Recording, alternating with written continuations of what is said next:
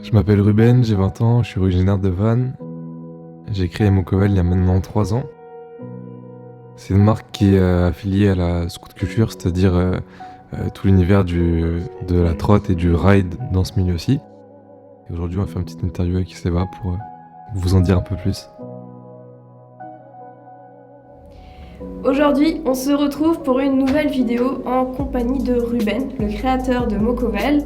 On est dans un lieu un petit peu particulier pour tourner cette vidéo puisqu'on est au Dédale à Vannes. C'est un lieu qui est consacré au graffiti et au street art et on remercie le Dédale de nous accueillir ici pour tourner cette vidéo car le lieu est vraiment incroyable. Si jamais vous êtes sur Vannes, n'hésitez pas à aller voir ce lieu.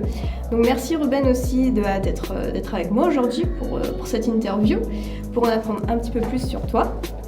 Donc voilà, pour ceux qui ne te connaissent pas forcément, est-ce que en quelques mots tu pourrais te présenter ton âge, ton parcours, pourquoi tu as créé Mocovel Voilà. Ouais, pour faire simple, je m'appelle Ruben, j'ai 20 ans, je suis originaire de Vannes, je suis un parcours scolaire classique, collège, lycée, j'ai fait une première et une terminale S parce que je voulais enclencher sur être kiné après le lycée.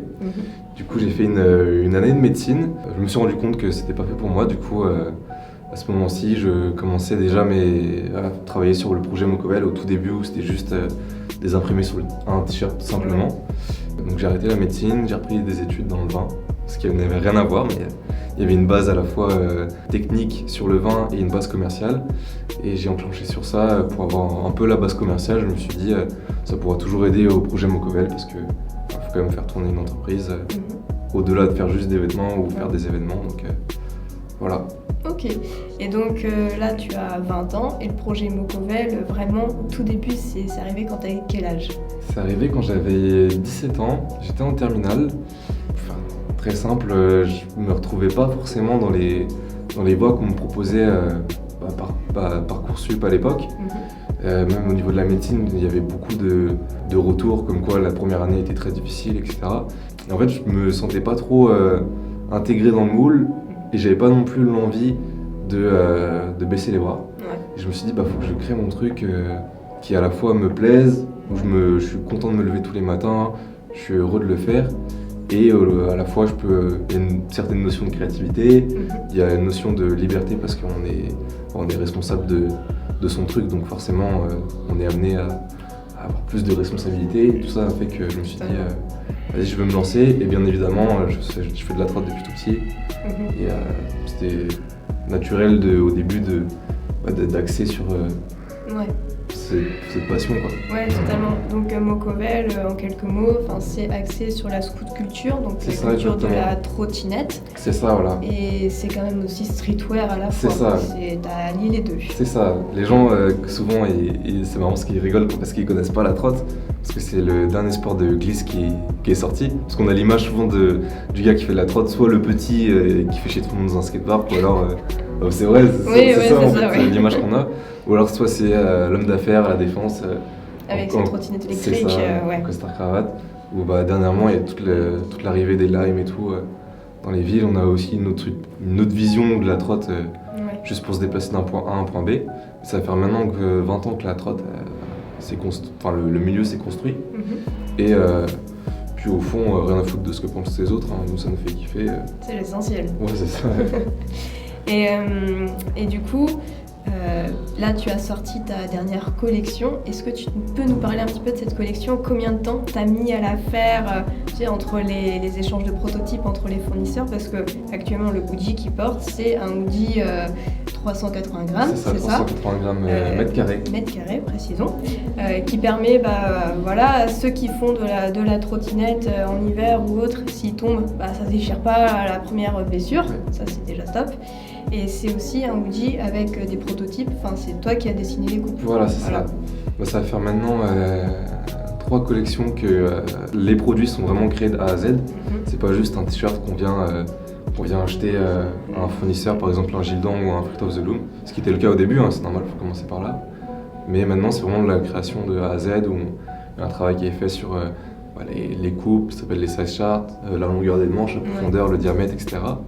Et du coup, c'est la dernière collection, elle s'appelle No Bad Condition et elle a été réfléchie, imaginée autour d'une idée. Et cette idée, c'est il n'y a pas de mauvaises conditions pour rouler, mais aussi on voulait aller plus loin dans cette réflexion et se dire il n'y a pas de mauvaises conditions pour faire les choses. Parce que souvent, à chaque fois qu'on passe une étape, qu'on entreprend un truc, il y a toujours des problèmes.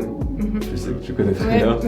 Il y a toujours des choses qu'on pourrait considérer comme des freins ou des résistances, mais en fait ça fait partie du jeu et faut pas se donner d'excuses, faut juste y aller. D'où l'idée de cette collection No Bad Condition. Et elle s'est retransmise sur les vêtements, sur différents aspects. Sur les coupes, on a voulu faire des coupes agréables à porter, assez larges pour que les riders puissent se sentir agréables quand ils roulent, ils sont pas tout serrés, etc. Au niveau des couleurs, pour faire simplement, on a choisi des couleurs entre du blanc cassé et du noir, en passant par des nuances de crème, de camel, etc. Pourquoi ce choix des couleurs? C'est parce que l'hiver, on est parti du constat que, vu qu'il fait plus froid, donc forcément on est moins amené à sortir dehors. Vu qu'on est moins amené à sortir dehors, on a peut-être moins envie d'être vu comme en été, où on est toujours dehors, on s'en fout de porter des pièces un peu plus flash, un peu plus rigolotes. On s'est dit on a envie d'être sobre et toujours en gardant un peu cette idée d'esthétique et de style. Et du coup, ce choix des couleurs, ça a été ce choix des couleurs parce que c'est cool de porter un beau beige l'hiver, c'est pas non plus trop froid, mais c'est pas non plus le truc, c'est pas l'orange, le orange de chantier ou le jaune flashy de chantier. Je vois, ouais. Et cette collection est sortie il y a 2 semaines, une semaine? Il y a 2 semaines, non, 1 semaine et demie maintenant. 1 semaine et demie, donc cette vidéo elle sortira sûrement en janvier, en février, donc la collection est sortie en décembre, voilà, comme ça vous saurez. Comment ça s'est passé au niveau des ventes? Il me semble que tu as été un peu overbooké. Ouais, il y a eu, en fait, il y a eu beaucoup de sold out en l'espace de 1 ou 2 jours sur les produits. Ok. Et super content que les gens ont été réceptifs à cette collection. Non, ça a bien marché, c'est la collection qui a le mieux marché. D'accord. Et du coup, ça fait vraiment plaisir de voir que ça. J'imagine. Après ce travail, là, ça marche. Ouais, forcément. Là, du coup, tu es à plein temps sur ta marque. C'est ça, voilà. Ça fait combien de temps? Ça va faire maintenant 1 an et demi. Ok. En fait, j'ai fait 2 années d'études. Ouais. Donc une année de médecine, j'ai arrêté. J'ai repris une année dans le vin et le commerce. Et c'était une année de BTS, une première année. Puis j'ai arrêté et ça va faire maintenant 1 an et demi que je suis consacré à plein temps.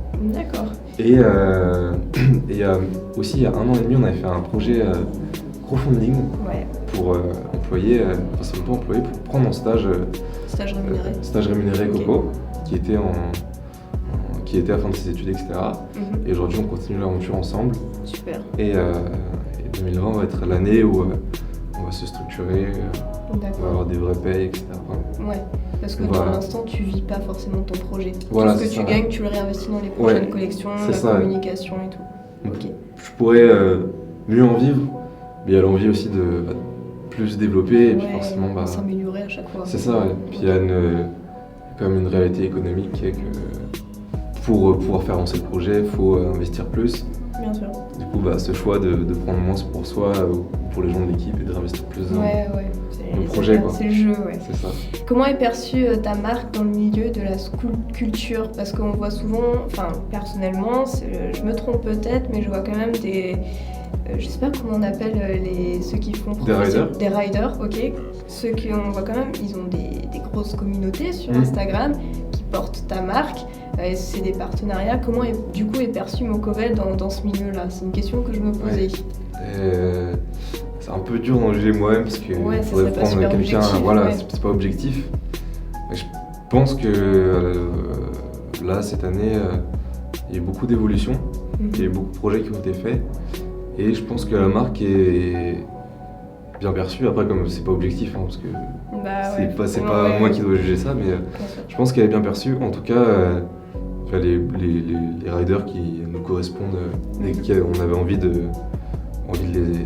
faire des choses avec ces personnes-ci, portent aujourd'hui le Mocovel.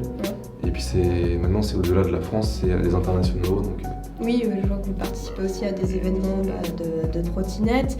Et quand tu avais fait ton pop-up store dans le skatepark pour un peu une avant-première de ta collection, on voyait même C'était tout petit en fait, Ouais, avec ouais, leur ouais. trottinette, avec des stickers Mocovel partout, comme des plus grands qui ont entre 20 et 25 ans, qui ont aussi leurs stickers Mocovel, et ils adorent les stickers, non? Ouais, C'est ça marche, des c'est un gars qui truc qui mettent marche des codes toujours. partout. Ok, et pour l'avenir de ta marque, qu'est-ce que tu vises, hormis avoir une stabilité financière pour toi et les personnes qui vont travailler avec toi, donc Corentin, qu'est-ce que tu vises après avec ta marque?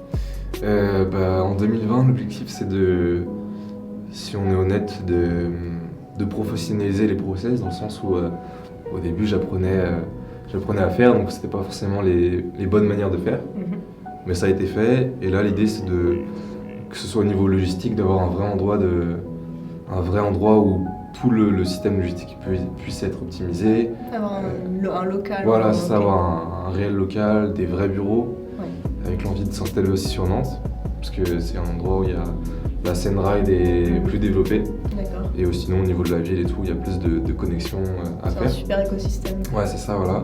Sinon, structurer l'entité Mocovel, et puis continuer à essayer de faire des projets qui sont, je dirais pas créatifs, mais Et qui fait autant. Ouais, voilà, c'est ça. Ouais. Toujours kiffer autant et essayer d'aller là où ça nous fait kiffer. Et souvent, là où ça nous fait kiffer, c'est là où on nous attend pas trop, ou du moins on essaie de faire des choses un peu différentes, parce que je pense que comme tout le monde, on se lasse vite des choses qu'on a fait, quoi. Ouais, Même si on les apprécie, mais bien sûr. on a envie de faire autre chose. Exactement, d'évoluer, de changer un peu.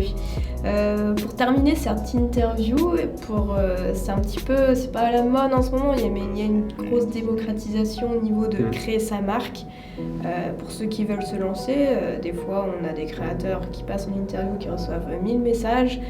Nous, on n'en reçoit pas parce qu'on n'est pas créateur de vêtements. Mais qu'est-ce que tu aurais comme conseil à donner rapidement à ceux qui veulent se lancer?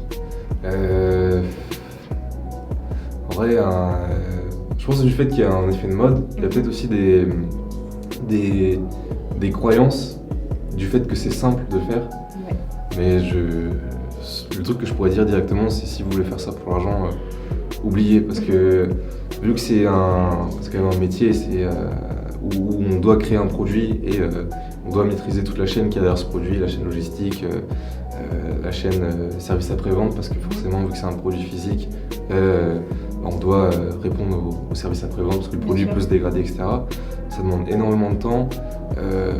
Vu que c'est des investissements sur du stock réel, ça demande à chaque fois de réinvestir de l'argent. Donc déjà, si vous voulez faire ça pour l'argent, arrêtez. C'est pas le bon endroit. c'est pas du tout le bon endroit. Et pour ceux qui veulent vraiment le faire parce que ils ont envie de transmettre un message ou apporter une petite valeur à une communauté, nous pour le coup c'est la communauté trotte on est passionné de ça, et ça fait depuis qu'on est tout petit qu'on fait ça. Mais pour ceux qui veulent vraiment apporter des valeurs et un message et apporter quelque chose, ou même une esthétique juste au niveau des produits, en vrai il n'y a pas de secret, il faut travailler, faut se remettre en question, il faut être responsable, et puis il faut y aller. Hein. Ouais. Je pense que c'est ça aussi, il faut y aller, il faut le faire. Faut un petit peu de courage quand même. Faut se Ouais. dire let's go, on y va, on voit. De toute façon, ça sera toujours C'est ça, ouais. l'expérience. C'est en ça, plus. c'est. Ouais. En vrai, même si mon projet ou si votre projet s'arrête demain, l'apprentissage aurait été énorme. Donc, J'imagine, on apprend tous les jours. ouais. Yes, écoute, merci Ruben d'avoir répondu à toutes ces questions. J'espère que vous aurez appris plein de choses. N'hésitez pas à aller regarder du coup sa dernière collection. J'espère du coup que ça sera encore disponible au moment où la vidéo sortira, parce que les pièces partent très vite, à moins qu'il y ait peut-être des restocks de prévus. Ça, on verra bien. Ouais, il y aura normalement un restock prévu là pour janvier. Ok, sur super. certaines pièces. Ok, et donc on se dit à très bientôt pour une prochaine vidéo, et merci d'avoir regardé.